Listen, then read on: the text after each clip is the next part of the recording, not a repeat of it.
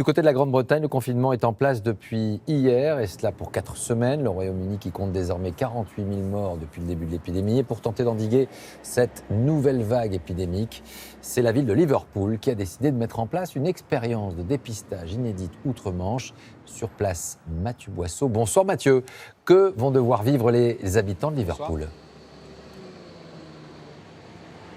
Eh bien, ils vont tous être testés, tous ceux qui habitent ou qui travaillent à Liverpool. La ville est l'une des plus touchées d'Angleterre par l'épidémie. Alors, le gouvernement l'a choisi pour cette expérience qui commençait aujourd'hui. Une organisation assez impressionnante, vous allez le voir, et surtout un engouement au sein de la population. Nous avons suivi cette première journée avec Léna Soudre. Voici notre reportage. La longueur de la file d'attente est à la hauteur des espoirs des habitants. Plus d'une centaine de mètres devant ce centre, tout juste ouvert, comme tant d'autres, partout à travers Liverpool, sur des parkings ou dans des gymnases.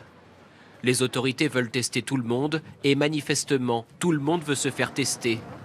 Pas besoin d'avoir de symptômes pour ce dépistage. C'est bien, parce que moi, par exemple, je dois m'occuper de 2 membres de ma famille très vulnérables et isolés. Et à chaque fois que je vais les voir, j'ai peur de les contaminer. Avec ma fille, on a perdu toutes les deux nos emplois à cause du coronavirus. Moi, je travaille dans le tourisme, donc plus vite on pourra contrôler l'épidémie, plus vite on retrouvera du travail. C'est très important. 500 000 habitants à tester. Les autorités pensent y parvenir en seulement 2 semaines. Grâce au renfort de l'armée et à un grand nombre de tests ultra rapides. Prélèvement soi-même, résultat en 15 minutes, sans passer par un laboratoire. Liverpool a enfin les moyens de se protéger, selon le maire de cette ville meurtrie.